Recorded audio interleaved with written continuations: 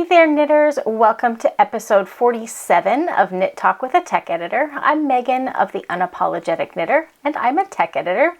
I wanted to say a quick thank you to everybody who left such kind comments on my video from 2 weeks ago when I talked a little bit about adjusting my schedule for the season. I really just appreciate that you're also excited to sit down and learn with me. So we will work on a 2-week schedule for the foreseeable future.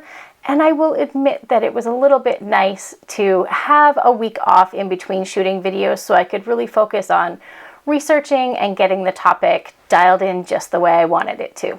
Today I want to talk about modifying collars on circular yoke or raglan style sweaters.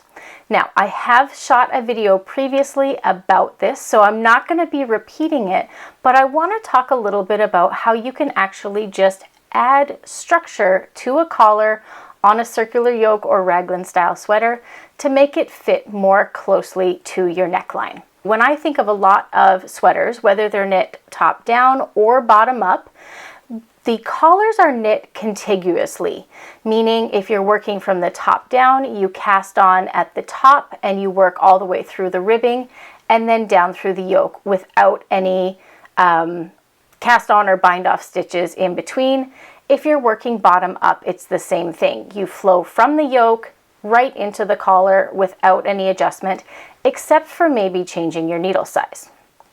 Now, because knitting is a stretchy fabric and each previous set of stitches or rows of stitches are affected by the ones next to it, this fabric is going to pull wider.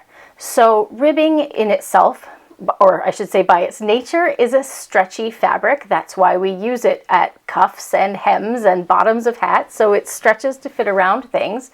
But because of that stretchy nature, it means it's going to be impacted more by the adjacent fabric. So as you knit straight from the collar into the yoke, as the yoke increases in shape and gets wider to fit over your shoulders, it's naturally going to pull your collar wider. So even if you change your needle size to be smaller for your ribbing, there's a greater chance for your collar to pull wider. So today I'm going to talk about 3-ish options about what you can do to fix this. So option 1, we're going to talk about a top-down sweater. Now, this could be a circular yoke style sweater or a raglan style sweater. I'm not going to be talking about a crew neck style sweater where you're actually shaping the neckline, because that works pretty differently.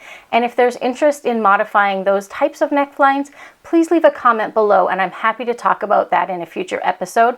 But specifically today we want to talk about circular or raglans. So as I mentioned a moment ago, a lot of sweater designs, and even sweaters that I have designed, have what we call this contiguous collar. You cast on at the neckline edge with usually a smaller needle size for your ribbing. You'll work your 1 or 2 inches of ribbing and then you'll flow directly into the yoke, where the only barrier between your ribbing and your yoke is changing your needle size. To add structure to this neckline edge so that your yoke is not pulling your collar wider, is to skip your collar altogether at the start of the garment.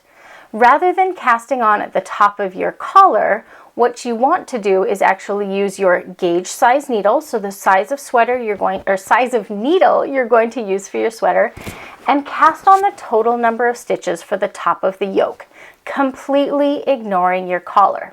Since there's generally no stitch count change between your ribbing and the very top of your yoke, you can simply cast on the total number of stitches for your sweater as if you had cast on the collar, but you don't cast on the collar.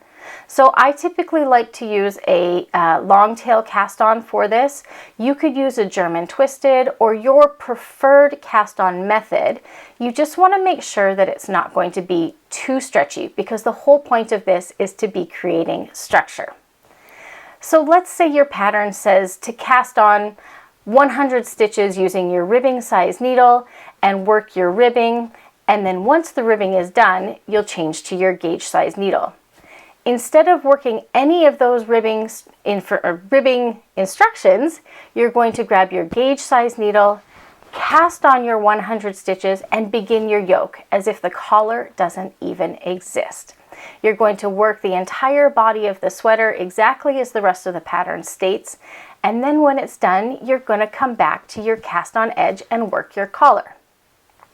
You're going to want to use your ribbing needle. Now, not all patterns have you use a different size needle, but many do. So make sure you grab the correct sized needle as specified for your pattern for your collar, and you're simply going to pick up and knit the stitches along the cast on edge and work your collar upwards. It probably goes without saying that for this method, your collar is going to be worked in the opposite direction.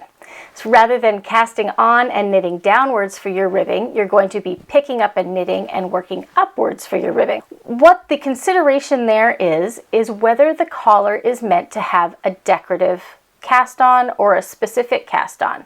Some designers like to use a tubular cast on so you get that lovely rolled edge. Other designs may have you work a picot cast on. In the case of this collar, because we're now working it in the opposite direction, you just have to take into consideration that this will now be worked as a bind off rather than a cast on. So you'll want to take that into consideration when you are trying to match the design of the collar. So for option 2-ish, we're going to be talking about the bottom up method. So it's going to feel a lot like the option 1 where we worked from the top down, except we're just working in the opposite order.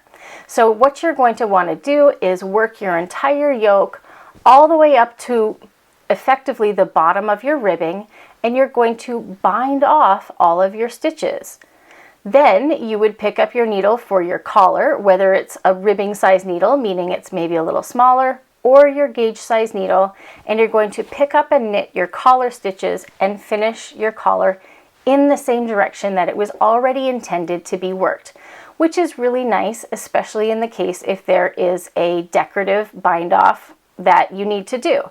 It's already the direction that you had planned to work it in. The only difference is you've now bound off the top of the stitches at the top of the yoke before you started the collar, just to give it some structure. When you are working that yoke up to the very bottom of your collar, the one thing you want to keep an eye out for is your stitch counts. Some designers will have you, especially if it's raglan, they'll have you work all of your raglan shaping up to the top of your yoke and the top of your sleeves, and then they may have you work just one additional decrease round to bring all of those stitch counts down a little bit. Make sure that you work that final decrease round before you bind off, if the designer has included it. Essentially what you're looking to do is make sure that if your collar is supposed to be 100 stitches, that you have 100 stitches to bind off before you begin the collar. So the third option is a bit of a combination of things.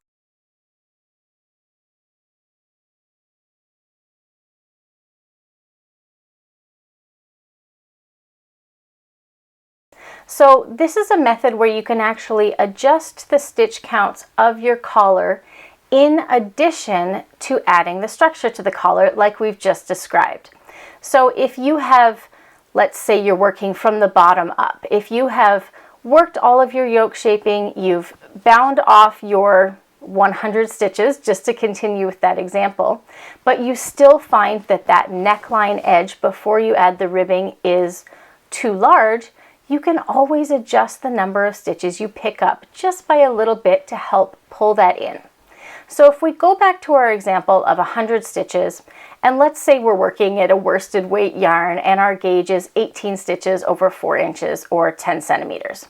That would give us a neckline circumference, like a collar circumference of roughly 20¼ inches or 56.5 centimeters. If that feels a little bit too large, let's say you want your collar to be 21 inches or more like 53½ centimeters, you can pick up and knit fewer stitches to make that happen. If you want it to be 21 inches or 53.5 centimeters, that means you want to pick up more like 94 stitches instead of 100. So what you need to do is pick up stitches and then skip a stitch into your bound off edge. The best way to figure out how to do this is to take your target number of stitches, in this case 94, subtract it from your existing stitches, which is going to be 100, and your difference is 6. Now you're going to divide the total number of stitches you have, 100, by that difference, which is 6, and you get 16.6667. You're going to take that number, round it down, so 16.667 rounded down is 16, and then subtract 1, because we want to leave a space for where we're not going to pick up a stitch. So 16 minus 1 is 15. So what that means we're going to do is when you go to pick up your stitches, you're going to pick up and knit 15 stitches, meaning 1 stitch picked up into every bound off edge stitch, and then you're going to skip the 16th stitch. Next, you're going to pick up and knit 15 more stitches, 1 for 1, into the cast on or bound off stitches, and skip the 16th. You're going to do this all the way around your neckline until you've got, I think it's 4 stitches left. So you'll have used a total of 96 stitches, right? Because a 16 stitch interval picked up 6 times is 96 stitches. You'll have 4 stitches left into that cast on or bound off edge because we started with 100, and you're going to pick up and knit 1 stitch into each of those 4 stitches. So you will have picked up and knit a total of 94 stitches around the neckline of your 100 stitches. So because you are either binding off or casting on at the top of your yoke, this method will work whether you're starting as a cast on or a bind off. I hope that makes sense, but certainly if you have questions, please let me know. I will say that if you are going to use this stitch count adapted method, you probably want to stick with a difference of roughly 10% of your total number of stitches. If you pick up too many fewer stitches, I'm not sure if that makes sense. If you try to pick up less stitches than a difference of about 10%, so if you have 100 stitches and you tried to pick up fewer than 90 stitches, you may find that you start to see a little bit of puckering at the top of your yoke. So if you decide to use this stitch count pickup adaptive method, just be sure to stick within about 10% of your existing total stitches at the top of your yoke to avoid any puckering or waving of your fabric.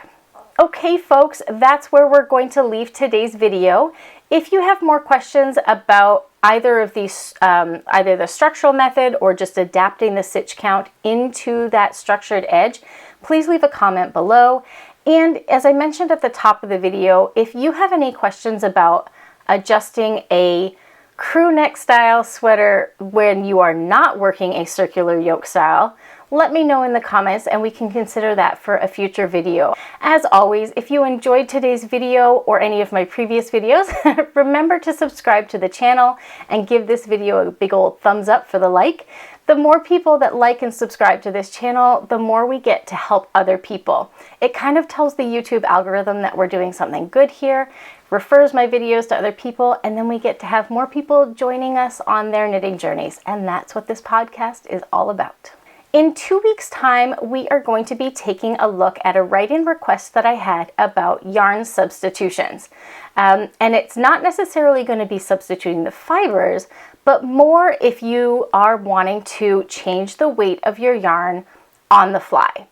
Let's say you are in a yarn store and you see a gorgeous sample and it's knit up in DK weight because that's what the original pattern calls for, but you're like, man, I want to make that in fingering weight because I live somewhere really hot.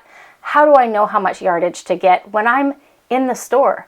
So we're going to have a conversation about that and sort of my best practices for making educated guesses on your yarn when you're in the store so you don't end up with way too much or not enough.